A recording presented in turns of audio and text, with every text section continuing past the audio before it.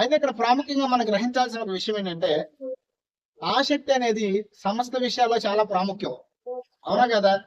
ఒక వ్యక్తి ఏ పనైనా చేయనండి, ఆసక్తి లేకుండా కానీ పని చేస్తున్నాడు అనుకోండి, ఆ వ్యక్తి పని ఎలా ఉంటది?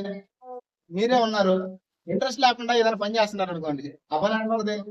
ఒక సామెత ఉంది, ఇష్టం లేని భూమి మీద అక్షంతలు వేసినట్టు ఉంటుంది అనుకో. అవునా కదా? అంటే మనం ఏ పని చేసినప్పటికీ కూడా ఆ పనిలో ఆసక్తి అనేది ఉన్నప్పుడే, ఆ పనిలో శ్రద్ధ అనేది ఉన్నప్పుడే మనం ఆ పనిలో ఆశీర్వాదాన్ని చూడగలం. అవునా కదా? అలాగే దైవభక్తి విషయంలో కూడా మనలో ఆసక్తి అనేది చాలా ప్రాముఖ్యం. చాలా మందికి ఈ రోజు సమయం గడిచే ముందుకి చాలా మంది ఈ రోజు ఈ కాలంలో దైవ ఆసక్తి నశించిపోయే వారిగా ఉన్నారు. ఏ ఆసక్తి నశించిపోయే వారికి ఉన్నారు అంటే దైవ ఆసక్తి అనేది మనలో తగ్గిపోతుంది. ఒకప్పుడు పరిగెత్తిన ప్రార్థనలకి పరిగెత్తిన కాళ్ళు పరిగెత్తట్లా. ఒకప్పుడు ప్రార్థన చేయాలనిపించిన మనసు ఈ రోజు ప్రార్థన చేయాలనిపించట్లా. ఒకప్పుడు ఉపవాసం ఉండాలనుకున్న మనసు ఈ రోజు ఉపవాసం ఉండాలనిపించట్లా. కారణం ఏంటంటే మనలో ఆసక్తి తగ్గిపోయింది. ఏం తగ్గిపోయింది? అవునా కదా? ఆసక్తిలో కనుక మనం తగ్గిపోతే జరిగే విషయం ఏంటంటే ఖచ్చితంగా మనం దైవ భక్తులు సరిగ్గా బతకలేం. మనం సరిగ్గా ఉండాలంటే ఆసక్తితో కూడిన భక్తి చేయాలి. అందుకే చూడండి, పౌలు గారు సంఘానికి ఇలా హెచ్చరిస్తున్నాడు ఏమనంటే, రోమిలు రాసిన పత్రిక 12వ అధ్యాయం 11వ వచనం. ఆసక్తి విషయంలో మాంద్యులు కాక ఆత్మయందు ప్రభువుని సేవించుడి. చూడండి, ఆసక్తి విషయంలో ఏం కాకూడదంట? మాంద్యులు అంటే ఏంటి? మందం. కొంతమంది రావాలని చచ్చిపోతారు. కొంతమందికి పాటలు ఎక్కువైంది అనుకో, అమ్మ ఇన్ని పాటలు పడుతున్నారేంటి అంటే చర్చికి వచ్చి దేనికోసం అంటే కూర్చుని వెళ్తానికి అనమాట. అదే సోది మాటలు చెప్పుకోండి, సోలు కబుర్లు చెప్పుకోండి అన్నారు అనుకోండి, పొద్దున కూర్చుంటారు సాయంత్రం దాకా. అంటే మీ ఆసక్తి దేనిలో ఉంది? ప్రభువులో మీ ఆసక్తి ఉందా, లేదా లోకానుసరణ మీద ఆసక్తి ఉందా? సినిమాలు చూడమని అనుకోండి, నాన్ స్టాప్ అన్నం తినకుండా చూస్తాం. కానీ మందిరంలో కూర్చునేసరికి 2 పాటలు ఎక్కువైనా కొద్దిసేపు లేట్ అవుతుంది. ఇట్లాంటి వాళ్ళు చర్చి మానేయడం రైట్, రావడం అనవసరం. ఎందుకంటే ఆసక్తి లేని భక్తి ఆశీర్వాదాన్ని ఎన్నడూ కూడా తీసుకురాదు. ఒకసారి చెప్పండి, ఆసక్తి లేని భక్తి ఆశీర్వాదాన్ని ఖచ్చితంగా తీసుకురాదు. ఎందుకు నేను ఈ విషయం చెప్తానంటే, ఆసక్తి లేనివాడు వాడికై వాడు ఆసక్తి లేకపోతే వేరే విషయం పక్కన కూడా చెడగొడతా ఉంటాడు. ఏమన్నా తెలుసా? ఏం ఎంతసేపు చదువుతున్నారు, ఏం చర్చ ఎంతసేపు జరుగుతుంది అని పక్కన కూడా ఏడిపిస్తూ ఉంటారు. ఖచ్చితంగా పెట్టుకోండి, మనం దైవ ఆసక్తిని కలిగి భక్తి చేయాలని దేవుని వాక్యం సెలవిస్తాం. ఏం చెప్పండి? దైవాశక్తి కలిగి భక్తి చేయాలని దేవుడు కోరుకున్నాడు. ఇక్కడ అందుకే పౌలు గారు ఏమంటాడంటే, మీరు ఆసక్తి విషయమై మాంద్యులు కాక ఆత్మ విషయమై తీవ్రత కలిగిన వారే. ఎలాగా? మరి రోజు నా ప్రశ్న, మీలో తీవ్రత ఉందా లేదా? ఆసక్తి విషయంలో మాంద్యులుగా ఉన్నారా? తీవ్రత కలిగి దేవుని సేవిస్తున్నారా? అయితే ఖచ్చితంగా నేను ఒక విషయం చెప్తాను, మీరు గనక తీవ్రతతో దేవుని సేవించకపోతే, మీలో ఉన్న ఆసక్తి చల్లారిపోతే, మీరు దేవుని దగ్గర పశ్చాత్తాపడండి ఈ రోజు. ఎందుకంటే నీ భక్తి జీవితాన్ని నాశనం చేసేది, నీ ఆత్మీయ జీవితాన్ని భ్రష్టు పట్టించేది ఏదైనా ఉందంటే అదే ఆసక్తి లేకపోవడం. ఒక ఆసక్తి లేకుండా ఉంటే సార్ మన జీవితంలో ఆసక్తి లేకుండా ఉంటే ఆటోమేటిక్ ఏం జరిగిందంటే మనం దైవభక్తులు దిగజారిపోతాం. ఏమవుతాం? మీకోసం ఒక విషయం చెప్పనా, దేవుడు మనకిచ్చిన తలాంతులు సైతం ఆసక్తి లేకపోతే మనం కోల్పోతాం. ఒక విషయం చెప్తాను, మిమ్మల్ని ప్రశ్న అడుగుతా. దేవుడు ఒక వ్యక్తికి ఒక వరం ఇచ్చాడు. ఆ వ్యక్తి భక్తిగా ఉన్నప్పుడు వరం ఇచ్చాడు. భక్తిలో తగ్గిపోయాడు అనుకోండి, ఆ వరం దేవుడు తీసేసుకోడా? చెప్పండి. మరి ఎందుకు ఆ వరాన్ని చూడలేం మనం? ఇప్పుడు దేవుడు మీకు వరం ఇచ్చాడు, ఒకప్పుడు ప్రార్థన చేసే వరం ఇచ్చాడు, ఒకప్పుడు స్వస్థపరిచే వరం ఇచ్చాడు, లేదా ఒకప్పుడు బాగా మీరు ఇతరులను అర్థం చేసుకునే వరం ఇచ్చాడు, సువార్త చెప్పే వరం ఇచ్చాడు. కానీ ఈ రోజు ఆ వరం మీలో కనిపించట్లా. కారణం ఏంటి చెప్పండి? దేవుడు ఆ వరం తీసుకుంటాడా? బాగా గుర్తుపెట్టుకోండి, దేవుడు ఒక వ్యక్తికి ఒకసారి కనుక వరాన్ని ఇస్తే ఆ వ్యక్తి చచ్చిపోయేదాకా ఆ వరం ఆ వ్యక్తిలో నుంచి పోదు. ఇంకో విషయం చెప్పనా, ఒకవేళ ఆ వ్యక్తి పాపంలో పడినప్పటికీ కూడా ఆ వరం ఆ వ్యక్తిని విడిచిపోదు. ఏం పోదు? చెప్పండి. ఒకసారి దేవుడు వరం ఇస్తే పాపంలో పడినప్పటికీ కూడా ఆ వరం ఆ వ్యక్తిని విడిచిపెట్టిపోదు. తెలుసా మీకు ఈ విషయం? చాలా మంది ఏమంటున్నారంటే, దేవుడు ఒకటి ఇచ్చాగానే మనం తప్పు చేస్తే పోయిద్ది అనుకుంటాం, కానీ పోదు. పోకపోయినప్పటికీ కూడా వరాన్ని మనం చూడలేకపోవడానికి కారణం తెలుసా? ఆసక్తి లోపించడం. ఏం లోపించడం? దేవుడు మనకి ఇచ్చిన వాటిలో అనేకమైన వాటిని మనం పొందుకోకపోవడానికి, అనేకమైన వాటిని మనం చూడలేకపోవడానికి కారణం ఏంటంటే ఆసక్తి విషయమైన మాంద్యులు అయిపోవడం. చూడండి ఒకసారి దశలోని రాసిన పత్రికలో పౌలు గారు ఏం చెప్తున్నాడు? దశలోని రాసిన పత్రిక 5వ అధ్యాయం 19 నుంచి 20 వచనాలు. ఆత్మను ఆ, ఆర్పకుడి, ఆత్మను ఆర్పకుడి, ప్రవచించుటను ప్రవచించుటను. నిర్లక్ష్యం చేయకుడి. చూడండి, ఇక్కడ దేవుడు వాక్యాల స్పష్టంగా దేవుడు చెప్తున్నాడు, ఆత్మను ఆర్పొద్దు, ప్రవచించుటం ఏం చేయకూడదంట. నిర్లక్ష్యం ఆసక్తి లేకపోతే ఏమొచ్చింది? నిర్లక్ష్యం. ఒక విషయం చెప్పనా, ఆసక్తి ఉన్నవాడు ఎలా ఉంటాడంటే మందిరానికి పరిగెత్తుకుంటూ వస్తాడు. ఎలా వస్తాడు? ఆసక్తిలో ఉన్నాడు ఏం చేస్తాడు తెలుసా? వెళ్ళొచ్చులే, చర్చిగా పాటలు అయిపోయి నాకు వెళ్ళొచ్చులే. ఇట్లాంటి వాళ్ళు జీవితంలో ఆశీర్వదించబడు. ఒకవేళ పొందుకుంటే ఏదో చిన్న చిన్నయే, కానీ దేవుని కొరకు బలమైన సాధనాలతో మార్చబడాలంటే, దేవుని కొరకు నిలబడి ఫలించి అభివృద్ధి చెందాలంటే ఆసక్తి ఖచ్చితంగా మనలో ఉండాలి. మీకు మాట చెప్పనా, ఎన్నో సందర్భాల్లో ఎన్నో సమయాల్లో మంత్రం మానేసే సిచ్యువేషన్ నాకు ఎన్నో ఎదురైనవి. కానీ ఏ రోజు నేను మంత్రం కొట్టడానికి ప్లాన్ ఏం వేసుకోవాలా? మీకు విషయం చెప్తాను. నేను పనికి వెళ్ళేటప్పుడు, ఇప్పుడు కాదు, సుమారు 2018 ఆ టైంలో, ఇంకప్పుడు సేవకుండా అవలా, ఘంటసాల పనికి తీసుకెళ్ళేవాడు ఉన్నాను. ఎక్కడ తీసుకెళ్ళాడు? ఘంటసాల అక్కడ 7వ కాడ తీసుకెళ్ళేవాడు. ఏం చెప్పాడంటే, శనివారం నాడు సాయంత్రం తీసుకొచ్చేస్తా నేను, లేకపోతే ఆదివారం ఉదయం చర్చి టైంకల్లా బండి మీద డ్రాప్ చేస్తా కొల్లూరులో అని చెప్పాడు. అప్పుడు ఏట్లో కూడా దారి ఉంది, అంటే ఏట్లో కూడా వెళ్తాం, ఏట్లో కూడా రావటమే అని చెప్తే సరేనని చెప్పేసి నేను వెళ్ళే పనికి వెళ్ళిన తర్వాత తీరా శనివారం అయిపోయింది, రేపు ఉదయం డ్రాప్ చేస్తాను అన్నాడు. ఆదివారం అయితే ఏమన్నాడంటే, ఇక్కడ చర్చికి వెళ్ళి అక్కడ చర్చికి వెళ్ళాలా అన్నాడు.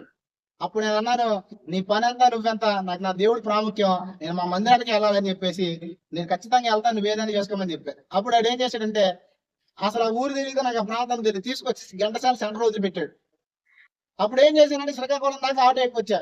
శ్రీకాకుళం ఏంటిదో ఏమీ లేదు, కనీసం బైకులు కూడా వెళ్తలా, ట్రాక్టర్లు కూడా వెళ్తలా.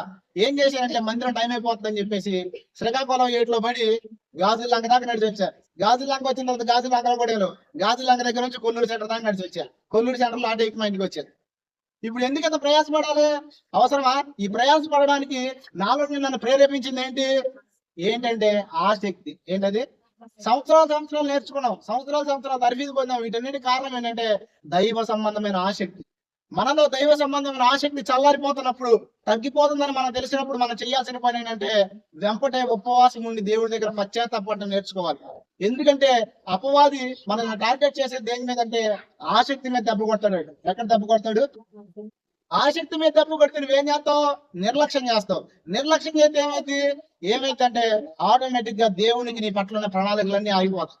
ఇప్పుడు మీకు విషయం చెప్తాను, ప్రవచించు కృపావరం దేవుడు మీకు ఇచ్చాడు అనుకోండి, ఆ వరం నీలో పని చేయాలంటే నువ్వేం చేయాలంటే ఆసక్తి చూపించాలి. ఫస్ట్ స్వస్థపరచు వరం దేవుడు నీకు ఇచ్చాడు, ఆ వరం నీలో నుండి అనేకులకు కార్యం చేయాలంటే నువ్వు ఆసక్తి చూపించాలి. వరం నీలో ఉన్నప్పటికీ నువ్వు ఆసక్తి చూపించలేదు అనుకో, జరగాల్సిన కానీ అక్కడ జరిగిందా? ఇప్పుడు అన్ని జనులు వచ్చారు మన దగ్గరికి, లేదా ఎవరో ప్రార్థన కోసం వచ్చారు. నాలో వరం ఉన్నప్పుడు ఈ వరాన్ని నేను ఆసక్తితో, ప్రభా సహాయం చేయాలి మాట్లాడానికి నా ప్రభు చూపు, ఈ వరాన్ని నాలో ఉపయోగించని నేను ప్రార్థన చేస్తున్నాను అనుకో, నాలో ఉన్న ఆసక్తిని బట్టి దేవుడు నాలో ఉన్న వరాన్ని ఉపయోగించి వాళ్ళని దర్శించి వాళ్ళ జీవితాన్ని మారుస్తాడు. నీలో వరం ఉన్నప్పటికీ నీలో ఆసక్తి లేదనుకో, అప్పుడు ఏమైందంటే ఆటోమేటిక్ గా దేవుని కార్యాలు జరగవు. ఏం జరగవు? ఇప్పుడు దేవుని కార్యాలు నీ జీవితంలో జరగాలంటే ఇప్పుడు నేను ఏముండాలి? దైవ ఆసక్తి ఉండాలి. ఇప్పుడు మిమ్మల్ని మీరు ప్రశ్నించుకోండి, మిమ్మల్ని మీరు పరిశీలించుకోండి, మీలో దైవ ఆసక్తి ఉందా లేదా? ఒకటి, ఆసక్తి లేకపోతే మనకు దేవుడు ఇచ్చిన కృపలను కోల్పోతామని చెప్పారా? సరే. రెండోది ఏంటంటే, ఎందుకు అసలు మనలో ఆసక్తి తగ్గిపోతుంది అనే విషయాన్ని మనం ఆలోచిద్దాం. ఎందుకు మనలో ఆసక్తి తగ్గిపోతుందంటే, మనం అనుకున్నవి జరగక మనలో ఆసక్తి తగ్గిపోతుంది. దేనికి తగ్గిపోతుంది? మీకు అర్థం కావడానికి ఒక విషయం చెప్తూ వినండి. మీరు కార్యం కోసం ప్రార్థన చేస్తున్నారు. కార్యం కోసం ప్రార్థన చేస్తున్నప్పుడు అది జరిగిందనుకో, మనం ఏం చేస్తాం తెలుసా? ఆసక్తితో ప్రార్థన చేస్తాం. అదే కార్యం జరగలేదనుకో ఏం చేస్తామో తెలుసా? ఆ దేవుడు చేయడం పెట్టడం, ఏదో అలా చేశాడు కానీ నాకెందుకు చేస్తానని మనలో ఒక నిరాశ వస్తుంది. ఆ నిరాశ వలన జరిగేది ఏంటంటే ఆటోమేటిక్ గా మనలో ఆసక్తి పోయింది. ఇక్కడ మనం గుర్తించుకోవాల్సిన, గమనించాల్సిన ఒక విషయం ఏంటంటే, మనం మానసిక సంబంధమైన ప్రతి పరిస్థితి ఆత్మీయ జీవితం మీద ఎఫెక్ట్ పడకుండా మనం చూసుకోవాలి. జీవితంలో కష్టాలు సుఖాలు ఇవన్నీ కామన్ కాదా? ఏ మనిషి కష్టాలు లేవు భూమి మీద? ఒకప్పుడు ఒక ప్రశ్న లేదు నాలో, అసలు ఈ భక్తులందరూ ఉన్నారే, ఇంత కష్టాల్లో దేవుణ్ణి ఎలా విడిచిపెట్టకుండా ఉండగలుగుతున్నారు, ఎన్ని శ్రమలు వచ్చినా దేవుణ్ణి ఎలా వదలకుండా ఉండగలుగుతున్నారు అనిపించేది నాకు. ఇప్పుడు అదే పరిస్థితుల్లో దేవుడిని తీసుకెళ్ళాలంటే అర్థమవుతుంది. కారణం ఏంటంటే వాళ్ళు దేవుడి పట్ల ఆసక్తి చచ్చిపోవాలి. వాళ్ళలో ఏం చచ్చిపోవాలా? మీకు మాట చెప్పనా, దేవుడు కొన్నిసార్లు మనల్ని కొన్ని విషయాల్లో పరీక్షిస్తూ ఉంటాడు. ఏం చేస్తాడు? దేవుడి దగ్గరకు మనం వచ్చినప్పుడు దేవుడు అన్ని విషయాల్లో మీకు సమస్తం యోగ్యంగా క్షేమంగా ఇచ్చేసేసి బాగా బతికే అంటాం కొన్నిసార్లు పరీక్షిస్తాడు. ఎందుకు పరీక్షిస్తాడంటే ఆ పరీక్షను బట్టి మీరు కొన్ని విషయాలు నేర్చుకోవడానికి. అప్పుడు చూస్తాడు నువ్వు ఎలా ఉన్నావని. మీకు అర్థం కాని ఒక విషయం చెప్తాను. బైబిల్ తర్జుమా చేసిన వ్యక్తి పేరు విలియం కేరీ. ఎవరు? విలియం కేరీ అమెరికా దేశం నుంచి మన భారతదేశానికి వచ్చాడు. అమెరికా దేశం బాగుంటుందా, భారతదేశం బాగుంటుందా? మళ్ళీ చాలా మంది చదువుకుని అమెరికా వెళ్ళిపోదాం అనుకుంటారు. ఎందుకు? డబ్బు.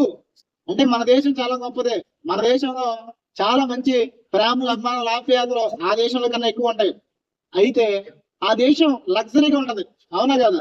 అమెరికా అనగానే అబ్బో అమెరికా అనుకుంటాం, ఎందుకంటే లగ్జరీ, సంపాదన ఎక్కువ ఉంటది. అలాంటి దేశాన్ని విడిచిపెట్టి మన భారతదేశం వచ్చాడు విలియం కేరీ.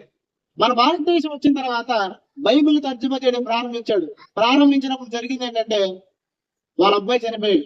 ఎవరు చనిపోయారు? సరే, వాళ్ళ అబ్బాయి చనిపోతే పాతి పెట్టడానికి ఎవరు రాకపోతే మనవడే ఒక మంట తీసుకెళ్లి పాతి పెట్టాడు. పాతి పెట్టిన తర్వాత ఒక వార్త వచ్చింది విలియం కేరీకి. ఆ వార్త ఏంటంటే మీ ఆవిడ పిచ్చిదైపోయింది అని. ఏమైపోయిందని? పిచ్చిదైపోయిందని ఒక వార్త వచ్చింది. సరే, అలా ఆవిడ పిచ్చిదైపోయింది అనుకుంటే రెండోది ఏం జరిగిందంటే నువ్వు ఎప్పటి వరకు తర్జుమా చేసిన ప్రతి ప్రతులు కాలిపోయినాయి అని వచ్చింది వార్త. ఏమొచ్చింది అంటే కష్టపడి ఇప్పటి వరకు తర్జుమా చేసినవన్నీ ఏమైనాయి. ఇప్పుడు నా ప్రశ్న, మనోడు చేస్తున్న పని ఎవరిదే? మా దేవుడు కాపాడాలిగా. దేవుడు కొన్నిసార్లు ఏం చేస్తాడంటే నీలో ఉన్న ఆసక్తిని పరీక్షిస్తాడు. అన్ని బాగున్నప్పుడు ఆసక్తి కలిగి ఉండడం పెద్ద గొప్పే కాదు. అన్ని బాగున్నప్పుడు ఎవడైనా బాగానే ఉంటాడు. కానీ వ్యతిరేక పరిస్థితుల్లో సైతం దేవుడి మీద విశ్వాసం ఉంచడమే అసలైన విశ్వాస లక్షణం. ఎందుకు నేను ఈ విషయం చెప్తున్నానంటే ఈ లోకంలో ఆరోగ్యం శాశ్వతం కాదు, ఈ లోకంలో అనారోగ్యం శాశ్వతం కాదు, డబ్బు శాశ్వతం కాదు, ఈ లోకంలో మనం కలిగి ఉన్న ఏది శాశ్వతం కాదు. శాశ్వతం కాదని ఎరిగి మనం చేయాల్సిన పని ఏంటంటే అశాశ్వతమైన ఈ లోకం కోసం ఎప్పుడూ ప్రయాస పడకూడదు. ఏం చేయకూడదు? అందుకే మనం దైవ విషయంలో ఆసక్తిని కలిగి ఉండాలి. ఏం కలిగి ఉండాలి? అయినా విలియం కేరీ చేసింది ఏంటి తెలుసా? ఆ బైబిల్ తర్జుమా చేయడం ఆపలా, మరలా తర్జుమా చేశాడా చేయలేదా? ఈ రోజు నీ చేతుల్లో నా చేతుల్లో బైబిల్ ఉన్నట్టు కారణం ఎవరు తెలుసా?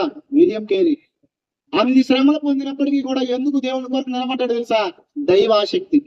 మనం ఎప్పుడు కూడా రొట్టెల కోసం దేవుడి దగ్గరికి వచ్చి వాళ్ళ ఉండకూడదు. ఎలా ఉండకూడదు? ఆ కాలంలో యేసు ప్రభుని అనేకమైన వాటి కోసం వెంబడించారు. వేటి కోసం వెంబడించారు చెప్పనా? కొంతమంది అద్భుతాల కోసం వెంబడించారు. దేనికోసం? కొంతమంది దేనికోసం వెంబడించారు తెలుసా? రొట్టెల కోసం వెంబడించారు. మరి ఇంట్లో ఉంటే మరి పని పోతారా, ఇంటికాడ అన్నం కొనడానికి అవసరం లేదు, కమ్మకి వెళ్ళిన చోట అద్భుతం చేస్తున్నాడు, రొట్టెలు ఇచ్చేస్తున్నాడని కొంతమంది రొట్టెల కోసం వెంబడించారు. కొంతమంది దేనికోసం వెంబడించారు తెలుసా? ఆయనతో ఉంటే ఫ్రీగా వచ్చి వెంబడించారు. చూడండి. అయితే కొంతమంది మాత్రం ఆయన కొరకు వెంబడించారు. మీరేమి లిస్ట్ లో ఉన్నారు? కొంతమందికి అద్భుతాలు కావాలి, అక్కడ ఏం కావాలి? కొంతమంది పత్తాడి ప్రవచనం కావాలి. ఒకటి ఫోన్ చేస్తూ ఉంటారు, పత్తాడి ప్రవచనం చెప్పాలంటారు. ఏం చెప్పాలి నాకు తెలియదు. ప్రవచనం కన్నా వాక్యమే శ్రేష్టమైంది. ఏంటి శ్రేష్టమైంది? పత్తాడి ఫోన్ చేసి నా కోసం ప్రార్థన చేసి చెప్పండి అంటూ ఉంటారు కొంతమంది. అది కాదు మనకు కావాల్సింది. మనకు కావాల్సింది ప్రవచనం కాదు, మనకు కావాల్సిన ఆశీర్వాదం కాదు, మనకు కావాల్సింది దేవుడు. ఎవరు కావాలి? మీకు ఒక విషయం చెప్పమంటారా? మనం కనుక ఆయన వైపు చూడగలిగితే, మనం కనుక ఆయన వరకు పరిగెత్తితే జరిగేది ఏంటంటే మనం కావలసిన ప్రతిదే ఆయన మనకు అనుగ్రహిస్తాడు. అర్థమవుతుందని చెప్పేది. మీకు విషయం చెప్తానండి. చాలా మంది వెన్న తీస్తారు కదా ఇక్కడ. మీకు వెన్న కావాలంటే ఫస్ట్ ఏం కావాలి? పెరుగు కావాలంటే అంటే పాలు ఉంటే మీ దగ్గర ఆటోమేటిక్ వెన్న ఉన్నట్టేనా? అవునా కాదు? ఉన్నట్టు కాదా? పాలే కదా, పాల నుంచే కదా పెరుగు వచ్చేది, పెరుగులో నుంచే కదా మొత్తం వచ్చేది. ఖచ్చితంగా గుర్తుపెట్టుకోండి, దేవుడు మనతో ఉంటే మన జీవితంలో మనకు కావాల్సిన సమస్తాన్ని ఆయన అనుగ్రహిస్తాడు. ఏమిస్తాడు? ఈ రోజు మనం లోక సంబంధమైన ఆశీర్వాదాల కోసం, లోకానుసరమైన వాటి కోసం కనుక దేవుడు వెంబడించే వారికి ఉంటే నీకు అవి దొరకవచ్చు, దొరకకపోవచ్చు. శ్రమలు వచ్చినప్పుడు నీ జీవితంలో, కష్టాలు నీ జీవితంలో వచ్చినప్పుడు జరిగేది ఏంటంటే నువ్వు దేవుడిని విడిచిపెట్టే పరిస్థితులు కూడా రావచ్చు. ఏం రావచ్చు? ఈ రోజు మన మీటింగ్కి వచ్చారు కదా, ఎంతమంది ఉన్నారు వాక్యాన్ని? మొన్న ఎన్నో వాళ్ళు చేతులు ఎత్తండి. నిద్రపోయావా? ఆయన ఏం చెప్పాడు? మన ఒక సాక్ష్యం చెప్పాడు. సాక్ష్యం ఏంటంటే ఆయన దగ్గర తరఫీదైన ఒక వ్యక్తి ఇలా మాట్లాడితే దయ్యాలు వెళ్ళిపోయేంత అభిషేకాన్ని పొందుకున్నాడంట. ఏం పొందుకున్నాడు? చెప్పాడే చెప్పలేదు, వాళ్ళ సంఘంలో జరిగిన విషయం. కానీ ధనం కోసం పడిపోయాడు. ధనం దగ్గర పడిపోయినప్పుడు జరిగింది ఏంటంటే తన భక్తి జీవితాన్ని నాశనం చేసుకునేది ప్యాకెట్ ఆడుతున్నాడు చర్చి కూడా. అంటే ఆ స్థితిలో ఉన్న వ్యక్తి కూడా దిగజారిపోయే అవకాశం ఉండితే ఉండదా? లోకానుసారమైన వాటి వైపు చూసే ప్రతి ఒక్కరి జీవిత స్థితిగతులు అంతే. కానీ నువ్వు దేవుడి కొరకు నిలబడితే జరిగేది ఏంటంటే దేవుడు నీ కొరకు నిలబడతాడు. ఎవరి కొరకు నిలబడతాడు? ఈ రోజు నా ప్రశ్న, నువ్వు దేవుడి కొరకు నిలబడేవాడి ఉన్నావా, నీ కొరకు నిలబడేవాడి ఉన్నావా, లోకం కొరకు నిలబడేవాడి ఉన్నారా? మీకు మాట చెప్పరా, మీరు కనుక నిజంగా ఆయన కొరకు నిలబడితే, ఆయనే కావాలని మీరు కనుకుంటే జరిగేది ఏంటంటే ఆయన మీ కొరకు వస్తాడు. ఎక్కడికి వస్తాడు? అందుకే దేవుడు ఏమన్నాడంటే, బండ మీద ఇల్లు కట్టుకున్నవాడు ఇసుక మీద ఇల్లు కట్టుకున్నవాడు రెండు ఉదాహరణలు చెప్పాడా చెప్పలేదా? బండ మీద ఇల్లు కట్టుకున్నవాడు ఒకే రకం ఉంటాడు, ఇసుక మీద ఇల్లు కట్టుకున్నవాడు ఒకే రకం ఉంటాడు. చర్చిలో కూడా అంతే కదా, అందరం ఉంటే పాటలు పాడతాం, అందరం ఒకే రకంగా ప్రార్థన చేస్తాం. కానీ శ్రమ వచ్చినప్పుడు నువ్వు గనక నిజంగా దైవ భక్తులు నిలబడితే, శ్రమ వచ్చినప్పుడు నువ్వు గనక నిజంగా బండ మీద కట్టబడితే నీ ఇల్లు ఏమవుతుందా? చెదిరిద్దా? బండ మీద కట్టబడితే చెదరదు. ఇసుక మీద కట్టబడింది ఏమైంది తెలుసా? గాలి విసిరి వాన వచ్చినప్పుడు, వరద వచ్చినప్పుడు అది కొట్టుకుని పోయింది. ఈ రోజు నీ భక్తి జీవితం కొట్టుకుని పోతుందంటే అర్థం ఏంటి తెలుసా? ఈ రోజు నీ భక్తి జీవితం చల్లాచెదరైపోతుందంటే అర్థం ఏంటి తెలుసా? నువ్వు బండ మీద కట్టబడలా, క్రీస్తు కొరకు నిలబడుతున్నా, లోకానుసారమైన అక్షరతల కొరకు నిలబడుతున్నావు. లోకానుసారమైన కావాలని దేవుడు తెలుసా తెలీదా?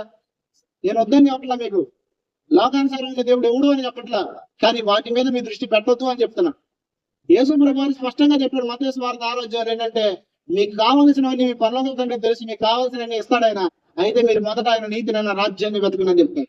ఎందుకు ఈ విషయం చెప్తానంటే, ఈ రోజు లోకం కొరకు, లోక సంబంధమైన ఆశల కొరకు చాలా మంది తమ భక్తి జీవితాలను నాశనం చేసుకుంటున్నారు. ఈ రోజు దైవ ఆసక్తిలో చల్లారిపోతున్నారు, దేవుని మీద నుంచి జీవితాన్ని తొలగించుకుంటున్నారు, లోకమే శాశ్వతమైన భ్రమలో పరుగుతున్నారు. అందుకే నేను ఈ విషయాలు చెప్తున్నా. అర్థమైందా? మనలో ఆసక్తి ఉంటే ఖచ్చితంగా దేవుడు మనకు కావలసినవన్నీ అనుగ్రహిస్తాడు. మనలో ఆసక్తి ఎందుకు లోపిస్తుందంటే, ఇప్పుడు నేను చెప్తాను కదా, దేవుని కార్యాలు మన జీవితంలో ఆలస్యంగా జరగదు. రెండోది, మనం అనుకున్నవి జరగకపోవడం. అర్థమైందా? దేవుడు కొన్నిసార్లు భవిష్యత్తు ఎరిగిన వాడు కాబట్టి నువ్వు చేసిన ప్రార్థన ఏం చేస్తాడంటే విండు ఆయన. ఏం చేయడం? ఒకసారి చెప్పండి, దేవుడికి నా భవిష్యత్తు తెలుసు కాబట్టి కొన్నిసార్లు నీ ప్రార్థన ఆయన వినడం. ఈ రోజు నువ్వు అనుకోవచ్చు, ఎందుకు నేను చేసిన ప్రార్థన వింటలేదు, ఎందుకు ఒకప్పుడు నాకు ఇచ్చేవు కదా ఈ రోజు ఇవ్వట్లేదని. నీ భవిష్యత్తు నువ్వు ఎరగవు, కానీ ఆయనకి సమస్త విషయాలు తెలుసు కాబట్టి నీకు ఏది క్షేమమో, నీకు ఏది యోగ్యమో సమస్తమో తెలిసిన దేవుడు సమకూర్చి జరిగించడానికి నీ జీవితంలో కొన్నిసార్లు నువ్వు చేసే ప్రార్థన వింటాను. అర్థమైందని నేను చెప్పింది. కొన్నిసార్లు దేవుడు ఏం చేస్తాడంటే, ఏ సమయంలో స్పందించాలో ఆ సమయంలో మాత్రమే స్పందిస్తాడు. ఏ సమయంలో చెప్పండి, మీకు అర్థం కాదు. మీకు విషయం చెప్తాను. ఒకసారి అంట నలుగురు ఈత కొట్టడానికి ఒక కాలువలోకి వెళ్ళారు. ఎక్కడికి వెళ్ళారు? కాలువలో అంటే పెద్ద కాలువే. వెళ్తే దాంట్లో ఈత రానుడు ఒకడు మునిగిపోతున్నాడు. ఈ ముగ్గురికి కూడా వాస్తవానికి ఈత రాదు, ఏదో వెళ్ళారు అంతే. మునిగిపోతుంటే గజేతగాడు అంటారు కదా, ఆ గజేతగాడు ఒకడు ఏం చేశాడంటే అక్కడే కూర్చున్నాడు. అంటే ఇట్లా ఎవరైనా తప్పిపోతుంటే, ఎవరైనా మునిగిపోతుంటే వెళ్ళి కాపాడదామని నుంచుంటే వీళ్ళు అడుగుతున్నారంట, అయ్యో మనవాడు మునిగిపోతున్నాడు, నువ్వు రక్షించాలి. మనవాడు పట్టించుకోకుండా మనోడు పేపర్ చదువుకొని కూర్చోడంట, మనోడు మునిగిపోతున్నాడండి. అట్లా అనుకుని వీళ్ళేమో రేజ్ అయిపోతున్నారు, ఎందుకు చేయట్లేదు అది ఇది అని. మనోడేమో చాలా సైలెంట్ గా ఉన్నాడు. సైలెంట్ గా ఉన్న తర్వాత సడన్ గా వాడు మునిగిపోయి సొమ్ము కోల్పోయాడంట. ఎప్పుడైతే సడన్ గా మునిగిపోయాడో అప్పుడు ఏం చేశాడంటే సడన్ గా దూకి ఆయన బయటకు తీసుకొచ్చి తాగి నీళ్ళని కలిగించి అప్పుడు బతికించాడు. ఎందుకంటే ఆ సమయంలో కనుక వెళ్తే జరిగేది ఏంటంటే వాడు రక్షించుకునే రమ్మన్నాడు, అందుకో లాగుతాడు. కాబట్టి వాడు సైలెంట్ అయినప్పుడు నేను వెళ్తాను, ఇది రక్షించవలసిన విధానం అని చెప్పాడంట. ఎందుకు నేను ఈ విషయం చెప్తానంటే, కొన్నిసార్లు మనం అనుకుంటాం ఈ టైంలో ఇది జరిగితే బాగుండు, ఈ టైంలో అది జరిగితే బాగుండాలి, కానీ దేవుడికి తెలిసి ఏ సమయంలో ఏం చేయాలి తెలుసా తెలీదా? మీకు విషయం చెప్పనా, మా అమ్మ నాకు 19 సంవత్సరాల వయసులో పెళ్లి చేయాలనుకుంది. ఎన్ని సంవత్సరాల వయసులో? 19 సంవత్సరాల వయసులో పెళ్లి చేయాలనుకుంటే అప్పుడు సంబంధాలు అప్పుడు వచ్చినాయి. కానీ దేవుడి కంటే ఒక ఉద్దేశం ఉంది, దేవుడి కంటే ఒక నిర్ణయం ఉంది. అందుకే ఆయన ఏం చేశారు తెలుసా? అప్పుడు నాకు పెళ్లి చేయాలి. మనం అనుకుంటాం కొన్నిసార్లు అప్పుడు ఇది చేద్దాం, ఇప్పుడు ఇది చేద్దాం, అప్పుడు ఎట్లా చేద్దాం, ఇప్పుడు ఎట్లా చేద్దాం అని. కానీ గుర్తు పెట్టుకోండి, దేవుడిని అంగీకరిస్తాను నువ్వు, దేవుడి గారు బ్రతుకుతున్న నీ జీవితంలో ఆయన తగిన సమయం మందు చేస్తాడు. ఒకసారి చెప్పండి, ఆయన తగిన సమయం మందు చేస్తాడు. అర్థమైంది చెప్పింది? ఎందుకంటే ఆయన నమ్మదగిన దేవుడు. ఆయన ఎన్నడూ నిన్ను విడిచిపెట్టడం, ఆయన ఎన్నడూ నిన్ను వదిలిపెట్టడం. నువ్వు వదిలిపెడతావు ఆయన పరిస్థితులను బట్టి, కానీ ఆయన నేను ఎందుకు విడిచిపెట్టడంటే ఖచ్చితంగా నీ జీవితం ఆయన నిన్ను కలగ చేసుకుంటాడు. ఏం చేసుకుంటాడు? మన రోజు నా ప్రశ్న, దేవుడి సమస్తాన్ని చూసుకుంటాడని విశ్వాసంతో దేవుడి మీద మీ భారాన్ని వేసి ముందుకెళ్తున్నారా? మీలో ఉన్న దైవాశక్తిని సలాల్చుకున్నారా? కొంతమందికి అది చూసిన లోకానుసరమైన ఆలోచనలే వస్తా ఉంటాయి మైండ్లోకి. అప్పు కట్టాలి ఎట్లాగా, రేపు ఈఎంఐ కట్టాలి ఎట్లా, రేపు అది చేయాలి అట్లా, రేపు ఇది చేయాలి అట్లా, అట్లా ఎట్లా, ఇదెట్టా అదెట్టా అని చిన్న చిన్న వాటికి కూడా గందరగోళం అయిపోతా ఉంటారు. కానీ గుర్తు పెట్టుకోండి, చిన్న చిన్న వాటికి కూడా గందరగోళం అవుతున్నావంటే అర్థం ఏంటంటే నీలో దైవ సంబంధమైన ఆసక్తి లేదు. నీలో ఏముందంటే దేవుడి మీద విశ్వాసం కాదు, అవిశ్వాసం ఉంది. ఏముంది? నీలో నిజంగా దైవ సంబంధమైన ఆసక్తి ఉంటే, దేవుడి మీద విశ్వాసం ఉంటే చిన్న చిన్న వాటికి కూడా నువ్వు ఎప్పుడు కూడా భయపడవు. చిన్న చిన్న వాటికి కూడా ఎప్పుడు గందరగోళం అవ్వవు. ఎందుకంటే సమస్తంలో చూసుకునే దేవుడు మనకున్నాడనే విశ్వాసం నీలో ఉంది. దేవుడు రైట్ టైంలో చేస్తాడు. ఎప్పుడు చేస్తాడు? మీకు మాట చెప్పినా, నేను 14 సంవత్సరం వయసులో దేవుడు తీసుకున్నా, 15 సంవత్సరంలో మారు మనసు పొంది బాప్తిసం పొందాను, 19వ సంవత్సరంలో సేవకు వచ్చా. అంటే 14 ఏళ్ళ నుంచి వాక్యం చెప్పినా 19 సంవత్సరాల వయసులో సేవకు వచ్చాను. నేను సేవకు వచ్చిన దగ్గర నుంచి నాలో ఉన్న భారం ఏంటంటే అనేక ప్రాంతాలకు వెళ్ళాలి, అనేక మంది జీవితాలు మారాలి, అనేక మందికి యేసుప్రభు శక్తిని చూపించాలి, అనేక మంది దేవుడిని నమ్ముకునేట్టు చేయాలని ఆలోచన. సభల్లోకి వెళ్ళాలి, మీటింగ్ లో వాక్యం చెప్పాలి, ఇది నాకున్న ఆలోచన. అయితే దేవుడు నాకు చెప్పాడు, వాగ్దానం ఇచ్చాడు, రైట్ టైంలో నేను తీసుకెళ్తాను. 19 సంవత్సరాలు అయిపోయాయి, 20 సంవత్సరాలు వచ్చినాయి, 21, 22, 23, 24. ఇన్ని సంవత్సరాలు కూడా సేవలో నేను ఏదో చిన్న చిన్న ప్రాంతాలకు వెళ్ళడం, పల్లెటూరుని కట్టడం, అక్కడ ఏదో వాక్యం చెప్పడం, ఇంతే. హల్లెలూయా. అక్కడ చిన్న చిన్న వాటిలో వాక్యం చెప్పడం ఇంతే. ఇదే నా పరిచర్యగా ఉంది. పరిచర్యగా ఉంటే నేను నిరీక్షించా, నేను ఎదురు చూసా దేవుని కోసం. అయితే నా విశ్వాసాన్ని మాత్రం ఎప్పుడు కూడా నేను తీసేసుకోవాలా. ఎందుకు తీసేసుకోలేదంటే నాకు తెలుసు, వాగ్దానం చేసిన దేవుడు నమ్మదగిన దేవుడు. నాకు 14 సంవత్సరాల ఆసక్తి ఉండొచ్చు, 15 సంవత్సరంలో నాకు దేవుడి గురించి తెలుసుకున్నచ్చు. అయితే నేర్చుకోవాల్సిన సంపూర్ణమైన విషయాలు ఆ వయసులో నేను నేర్చుకోవాలి. ఏం చేయాలా? మీలో చాలా మందికి ఆలోచన ఉంటాయి, దేవుడు నాకు ఎందుకు ఇవ్వట్లా, దేవుడు నాకు ఎందుకు చేయట్లా. మీకు విషయం చెప్పనా, మీకు నేర్పించాలనుకున్న దేవుడు నేర్పించేంత వరకు మీకు ఏది చేయడు. అర్థమైందా? మీరు చాలా మంది ఏమంటారంటే, దేవుడు నాకు ఎందుకు సమృద్ధి ఇవ్వట్లేదు, దేవుడు నాకు ఎందుకు డబ్బులు ఇవ్వట్లేదు, దేవుడు నన్ను ఎందుకు ఆశీర్వదించట్లేదని. మీకు విషయం చెప్పనా, మీరు కనుక నేర్చుకోవాల్సిన విషయాలు నేర్చుకోకపోతే, ఈ లోకం శాశ్వతం కాదని ఈ లోకంలో ఉన్న విషయాలు కనుక మీరు నేర్చుకోకపోతే జరిగేది ఏంటంటే, దేవుడు నీకు ఇచ్చే ఆశీర్వాదం నువ్వు శాపగ్రస్తుడు అయిపోతానికి పనికొచ్చింది తప్ప అది నీకు ఎంత మాత్రం ఆశీర్వాదానికి పనికిరాదు. అర్థమైంది నేను చెప్పింది? ఇప్పుడు డబ్బు ఖర్చు పెట్టడం చేతగానే వాడికి డబ్బు ఇచ్చారంటే ఏమైతే మేలైతే కీడైతే? ఒక తాగుబోతుడు డబ్బు ఇచ్చామనుకోండి, ఏమైంది? ఫంక్షన్ అయితే ఏమవుదో, షాప్ లోకి వెళ్తుంది మొత్తం. అవును కదా? ఇప్పుడు ఎవరికి ఇవ్వాలో దేవుడిని తెలిసా తెలీదా? ఎప్పుడు చేయాలో దేవుడికి తెలిసా తెలీదా? కాబట్టి నువ్వేం చేయాలంటే దేనికి తొందరపడద్దు. ఏం చేయొద్దు? మనిషి లక్షణం ఏంటంటే ప్రతిదీ తొందరగా అయిపోవాలా. కానీ దేవుడి దగ్గర పని అవ్వదు. దేవుడు ఏం చేస్తాడంటే నీకు నేర్పిస్తాడు. ఫస్ట్ ఏం చేస్తాడు? నేర్పించిన తర్వాత ఇస్తాడు. చాలా మంది ఒక ఆలోచన ఉంటది, దేవుడు నాతో మాట్లాడాలని. ఫస్ట్ దేవుడు ఎప్పుడు మాట్లాడతాడు తెలుసా?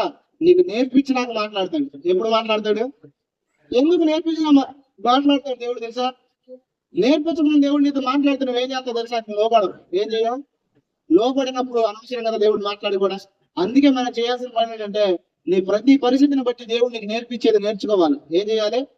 ఒకవేళ నీకు సమస్యలు ఉన్న దేవుడిని తీసుకెళ్తున్నాడా, శోధన ఉన్న దేవుడిని తీసుకెళ్తున్నాడా, ఇబ్బందులు ఉన్న దేవుడిని తీసుకెళ్తాడా, నువ్వేం నేర్చుకోవాలి తెలుసా?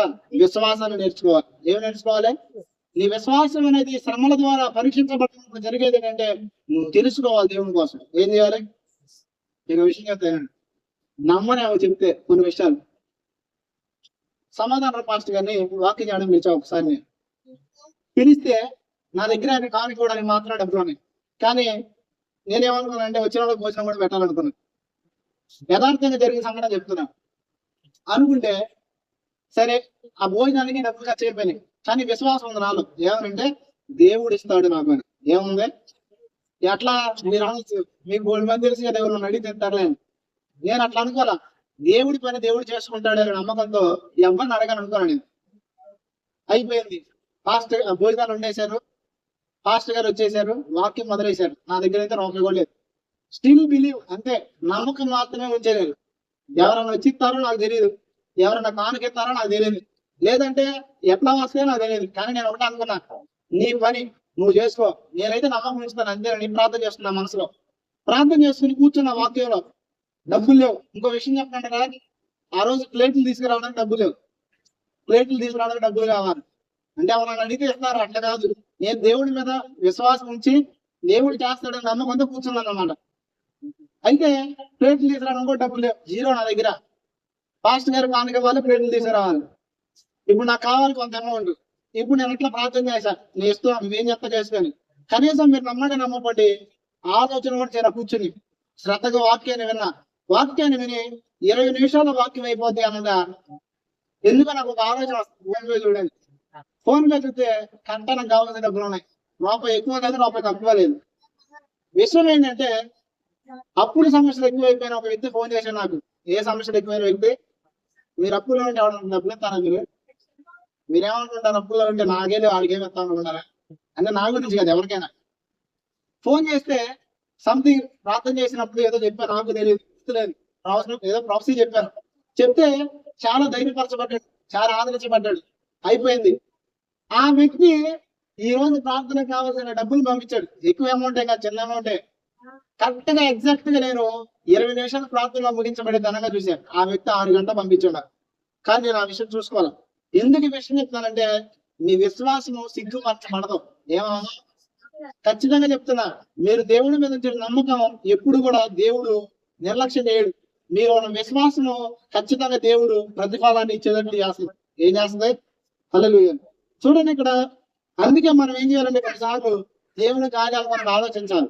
ఏం చేయాలి? ఒకటి, దేవుని యొక్క చల్లరిపోవడానికి కారణం ఏం చెప్పాను? మనం అనుకునే జరగకపోవడం. 2, దేవుని కార్యాలు ఆలోచన అవడం. 3ది ఏంటి చెప్పనా? లోకానుసారమైన వాటి వైపు మన ఆసక్తి మల్లుకోవడం. ఏం చేయడం? మీకు విషయం చెప్తారు. పొద్దున్నే లేచి మీరు ప్రార్థన చేసుకుని వాక్యం చదువుకున్నారు ఒక రోజు క్రమంగా, మీకు ఏమైతే తెలుసా? ఆసక్తి అనేది పెరిగింది. ఒక రోజు సడన్ గా ఎవరో వస్తే ఈ పోటీ తర్వాత చేసుకొచ్చి మనోడు వెళ్ళిన తర్వాత మొదలెడతారు, సూర్యుడు ఆడతారు. పొద్దున్నే ప్రార్థన చేసుకోకుండా, వాక్యం చదువుకోకుండా. తర్వాత ఏమైతే తెలుసా? ఈ వాక్యం మీద ధ్యాస వెళ్ళదు, ప్రార్థన మీద ధ్యాస వెళ్ళదు. తర్వాత ఏమైందంటే లైట్ గా సినిమా మీద, సీరియల్ మీద ధ్యాస వెళ్ళింది. ఇక అక్కడ మొదలైన మన ఆసక్తి వారాలు బైబిల్ దగ్గరికి వెళ్ళడం. అనిపించారు మీరు ఎవరన్నా? నేను చూశాను కాబట్టి నా పర్సనల్ లైఫ్ లో నేను చెప్తున్నాను. నా వ్యక్తిగత జీవితంలో నేను ఒక విశ్వాసిగా ఉన్నప్పుడు ఇదే జరిగింది. ఒకసారి ఎవరో రావడం, అట్లా రోజు నేను చేసే క్రమం చేయకపోవడం, నా ఆసక్తి వేరే వాటి మీద వెళ్ళిపోవడం.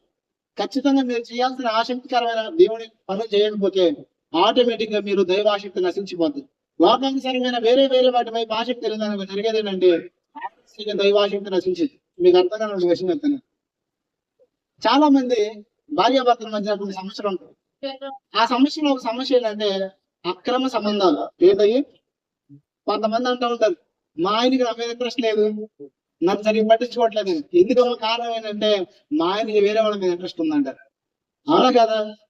మీరు ఎవరు చెప్పలేదు, చాలా మంది చెబుతా ఉంటారు నాకు మాటలు. అంటే వేరే వాళ్ళ మీద ఇంట్రెస్ట్ ఉంటే నీ మీద ఏమైంది? మీకు అట్లా చెప్తే అర్థమైతే చెప్తున్నా. ఏమైతే ఇంట్రెస్ట్? అందుకే దేవుడు ఏం చెప్పాడంటే, మీరు ఎవరైనా ఇద్దరు యజమానులకు ఒకడు దాసుడిగా ఉన్నారు, ఒకరిని ప్రేమిస్తారు, ఒకరిని ద్వేషిస్తారు. అలాగే జరిగేది ఏంటంటే మనం కనుక లోకానుసారమైన వాటి మీద మన ధ్యాస వెళ్ళింది, జరిగేది ఆటోమేటిక్ గా దైవభక్తులు నశించిపోతాం. దైవభక్తులు మన ఆత్మీయ జీవితం ఏమైతే అంటే క్షీణించిపోతుంది. ఏమైతే? అదే ఒకసారి దేవుని సోదరులు చెప్పండి. సరే, ఇప్పుడు దాకా ఏం చెప్పారు మీకు? ఆసక్తి అనేది మనం చల్లారకూడదు. ఆసక్తి చల్లారిపోవడానికి 3 కారణాలు చెప్పారు. ఆసక్తి కలిగి ఉంటే జరిగే విషయాలు 4 చెప్పి క్లోజ్ చేస్తాను సింపుల్ గా. మొట్టమొదటిగా ఆసక్తి అనేది ఏంటంటే శ్రద్ధ. ఏంటది? శ్రద్ధ కలిగి ఉంటే మనం ఏం పొందుకుంటామంటే, మొట్టమొదటిగా సామెతల గ్రంథం 13వ అధ్యాయం 4వ వచనం చూడండి. సామెతల గ్రంథం 13వ అధ్యాయం 4వ వచనం.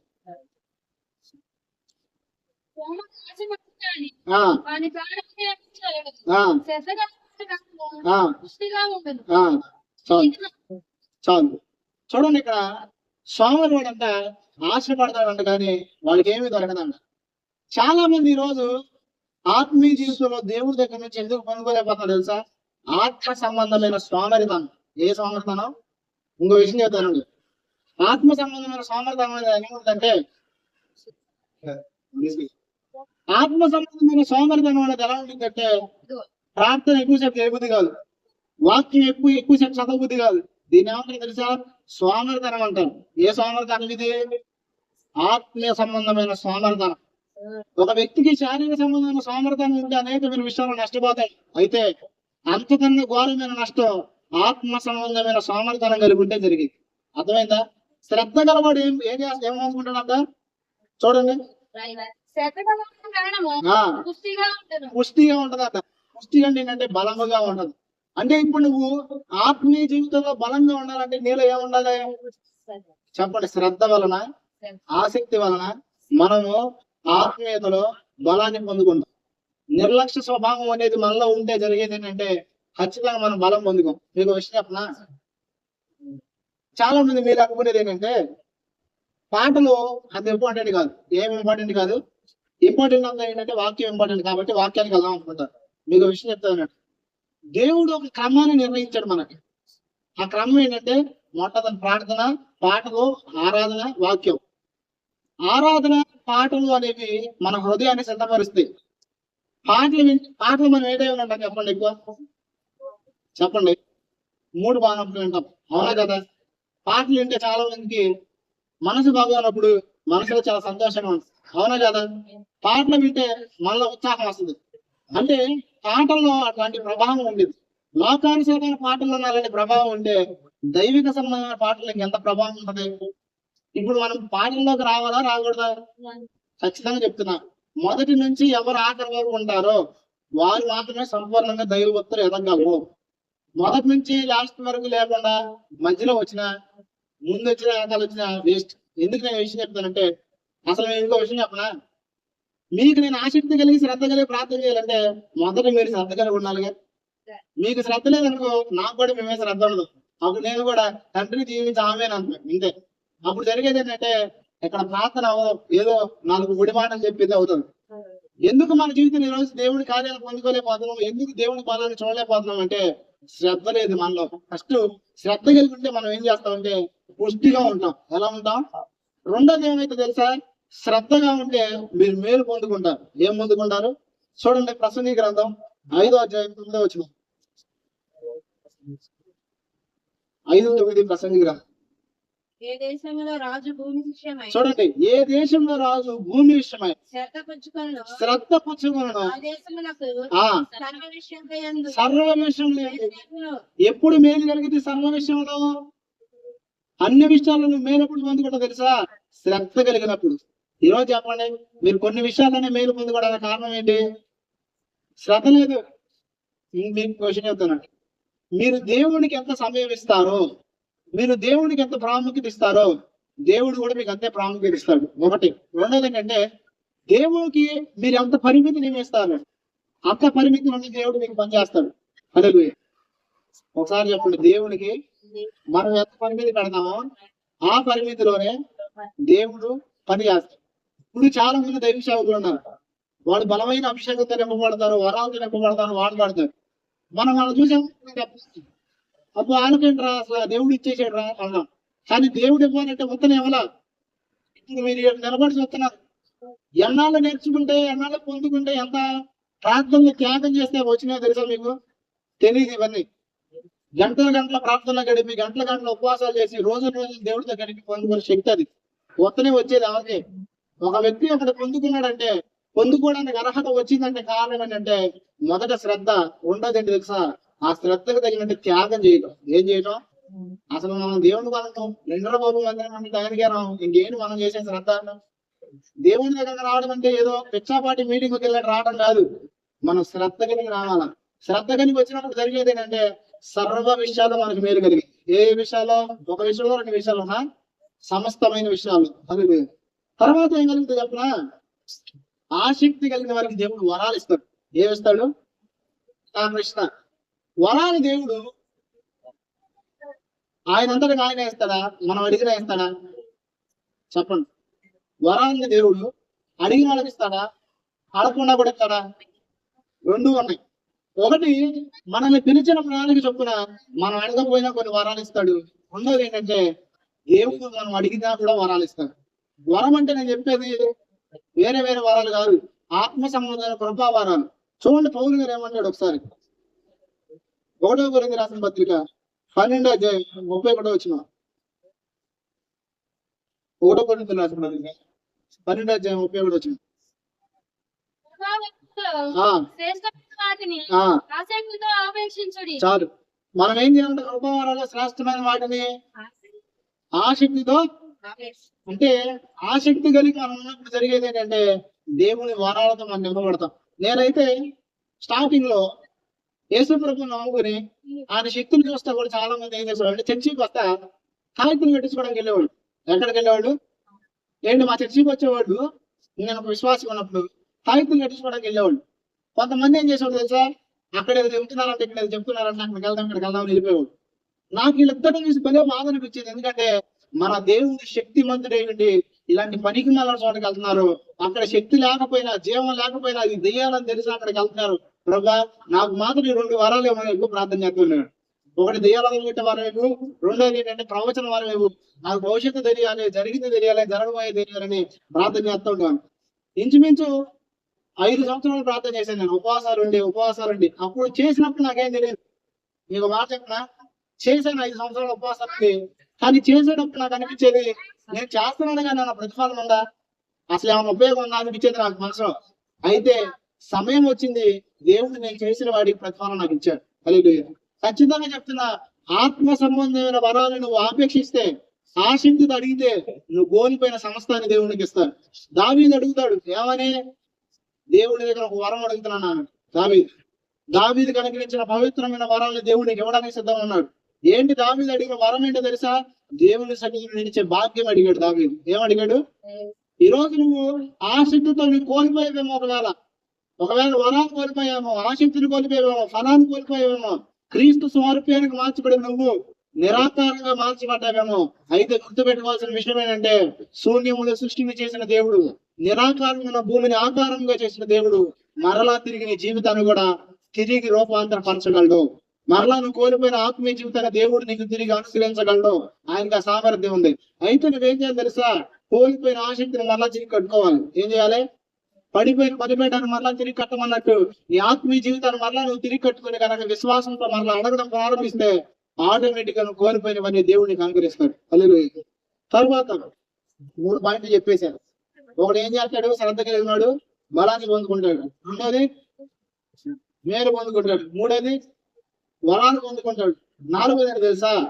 దేవుని బలమైన కార్యాలు ఆ వ్యక్తుల ద్వారా దేవుడు చేస్తాడు. ఏం చేస్తాడు చెప్పండి? ఆసక్తి కలిగిన వారి మీద దేవుని అభిషేకం ఉంటది. వారి ద్వారా దేవుని కార్యాలు భూమి మీద జరుగుతాయి. నీ కుటుంబంలో నీ కార్యాలు జరగాలన్నా, నీ కుటుంబంలో దేవుని మహిమ చూడాలన్నా, నేను ఖచ్చితంగా చెప్తున్నాను, నీలో ఆసక్తి ఉండాలి. ఏముండాలి? చూడండి ఒకసారి యాకోబు రాసిన పత్రిక 5:17.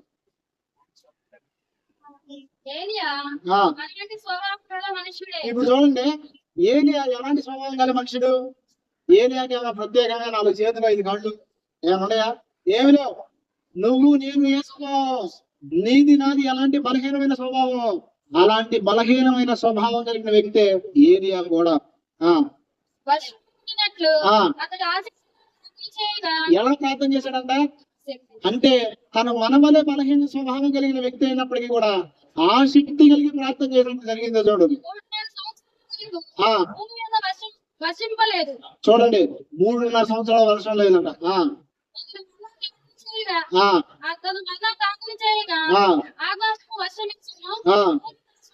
చూడండి, ఆకాశం తన వర్షం ఇచ్చిందంట, భూమి తన పంటనిచ్చిందంట. ఒకవేళ మనం ఆత్మీయ జీవిత సంస్థని కోల్పోయి ఉండొచ్చు, ఒకవేళ మనం మన ఫలాన్ని కోల్పోయి ఉండొచ్చు, మన జీవితాన్ని మనం కోల్పోయి ఉండొచ్చు. అయితే నేను ఖచ్చితంగా ఒక విషయం చెప్తావేనండి, మనము కోల్పోయిన సమస్తాన్ని మరలా తిరిగి ఆసక్తితో దేవుడు అడిగితే దేవుడు మరలా మనకు అనుగ్రహిస్తాడు. హల్లెలూయా. మీకు చిన్న విషయం చెప్పి ముగిస్తాను. పొద్దున్నే నేను ఇంకా అప్పుడు నిద్ర లాగలేదు. అయితే ఒక స్వరం నాకు వినపడుతుంది కల్లానే. ఆ స్వరం ఏంటంటే హెబ్రీయులకు రాసిన పత్రిక 9:14. నాకు ఈ అధ్యాయంలో ఈ వచనం ఎందుకు వినపడిందో నాకు అర్థం కాల. వెంపటే నేను లగంగానే హెబ్రీయులకు రాసిన పత్రిక 9:14 తీసి చదివాను. అక్కడ ఏముందో చూడండి. ఆత్మ ద్వారా తను తాను దేవుని నిర్దోషినిగా అర్పించుకొనిన క్రీస్తు యేసు యొక్క రక్తము నిర్జీవ విడిచి జీవమును సేవించుటకు మీ మనస్సాక్షిని ఎంత ఎక్కువగా శుద్ధి చేయను. చాలు. చూడండి, ఇప్పటి వరకు నేను ఆసక్తి గురించి చెప్పాను, ఆసక్తిలో కనుక మనం ఒకవేళ మాంద్యులుగా మారిపోతే, నిర్జీవమైన క్రియలో మనం పడిపోతే, ఒకవేళ జీవం కలిగిన క్రియలు మనం చేయలేని పరిస్థితుల్లో ఉంటే, ఖచ్చితంగా ఈ ఉదయకాల సమయంలో దేవుడు చెప్తున్నాడు, మరలా నీకు ఒక అవకాశం ఇస్తున్నాను, మరలా తిరిగి నీ జీవితాన్ని నేను కడతాను. ఏమంటున్నాడు దేవుడు? నువ్వు ఇప్పటి వరకు ఇంత పనిమాలాడు, ఇంత పనిమాలు మందిరాలు పోతావు, నువ్వు పోయి నేను పట్టించుకోను అంటలా దేవుడు. దేవుడు ఏమంటున్నాడంటే, మరలా రక్తం ద్వారా నీ ప్రతి పాపాన్ని పరిగణిస్తాను అన్నాడు. ఒకసారి ఆ వచనాన్ని స్పష్టంగా చదువుదాం. చదవండి మరి ఫస్ట్ నుంచి. నిత్యుడగు ఆత్మ ద్వారా తన్ను తాను దేవునికి నిర్దోషినిగా అర్పించుకొనిన క్రీస్తు యేసు యొక్క రక్తం. చూడండి, యేసు ప్రభు యొక్క రక్తము నిర్జీవ క్రియలను విడిచి, చూడండి మనం నిర్జీవ క్రియలను విడిచి జీవంగా దేవుని సేవించుటకు. మనం దేవుని సేవించాలంటే ఇప్పుడు మనలో ఏముండాలని చెప్పాను? ఆసక్తి ఉండాలని చెప్పానా? ఒకవేళ ఆసక్తి కోల్పోయిన ఆసక్తిని దేవుడిచ్చి మరలా దేవుని సేవించడానికి నీ మనస్సాక్షిని ఏం చేస్తాడు? ఎక్కువగా శుద్ధి చేయను. ఆగండి, మీ మనస్సాక్షిని దేవుడు ఏం చేస్తాడు? చాలా మంది దేవుని దగ్గరికి ఎందుకు రాలేకపోతున్నారు చెప్పనా? దూరం అయిపోయినప్పటికీ కూడా దేవుని దగ్గరికి రాలేకపోవడానికి కారణం మనస్సాక్షి చెడిపోవటం. ఏం చెడిపోవటం? నువ్వు దేవుడి దగ్గరికి వస్తుంటే నీ మనస్సాక్షి చెప్పింది ఏమని? నేనమ్మా నువ్వు మనస్సాక్షి మంచిగా దేవుడి దగ్గరికి వెళ్తానికి, నువ్వు నీతి మంత్రిగా ప్రార్థన చేస్తానికి, నువ్వు పరిశుద్ధుగా దేవుడి దగ్గరికి వెళ్ళడానికని మీ మనస్సాక్షి మీకు చెప్పితే చెప్పదా? మరి మీకు ఎప్పుడు చెప్పలేదు? నాకు 3 సార్లు చెప్పింది ఆ మనస్సాక్షి. ఇప్పుడు కాదు, గతంలో. అయితే ఇక్కడ ఖచ్చితంగా గుర్తుపెట్టుకోవాల్సిన విషయం ఏంటంటే, నీ మనస్సాక్షిని శుద్ధి చేయడానికి దేవుడు తన రక్తాన్ని ఇచ్చాడు. ఎప్పటికి కూడా ఒకవేళ మీరు ఇప్పుడు పాపంలో ఉండొచ్చు, ఒకవేళ ఇప్పుడు మీరు దోషంలో ఉండొచ్చు, నీ మనస్సాక్షి నిన్ను ఎక్కువగా అసలు పనికిరావు, నువ్వు వేస్ట్ అనొచ్చు. అయితే నేను ఖచ్చితంగా చెప్తున్నా, నిర్జీవమైన క్రియలను విడిచి, లోకానుసారమైన క్రియలను విడిచి నువ్వు మరలా దేవుని సేవించడానికి నీ కొరకు సిద్ధంగా ఉన్నది, నిన్ను మార్చడానికి సిద్ధంగా ఉంది యేసు రక్తం. ఎందరైతే ఆయన రక్తాన్ని ఆశ్రయిస్తారో, ఎందరైతే ప్రభువా నా మనస్సాక్షిని శుద్ధి చేయి, మరలా నేను కోల్పోయిన దాన్ని పొందుకోవాలి, మరలా కోల్పోయిన ఆసక్తి నాలో రావాలి, కోల్పోయిన దైవభక్తి మరలా నేను పొందుకోవాలని ఆసక్తి కలిగి ఉంటారో, దేవుడు ఏం చేస్తాడో తెలుసా? తన రక్త చేత నేను శుద్ధి చేస్తాడో చేయడా? ఆనాడు యెషయా పశ్చాత్తాపడినప్పుడు జరిగింది ఏంటంటే, దేవుడు అగ్నిని పంపించి యెషయాకు శుద్ధి చేశాడు. ఈ రోజు యెషయా కలిగే పశ్చాత్తాపం వల్ల కలిగితే, మనం పశ్చాత్తాపడితే జరిగేది ఏంటంటే, యెషయా జీవితాన్ని పరిశుద్ధపరిచిన దేవుడు నీ జీవితాన్ని, నా జీవితాన్ని కూడా ఆయన పరిశుద్ధపరచగలడు. అర్థమైందని చెప్పింది. కాబట్టి మనం పశ్చాత్తాపడదాం, కోల్పోయిన వాటిని దేవుడిని అడుగుదాం, మరలా దేవుడు మనకు అనుగ్రహిస్తాడు.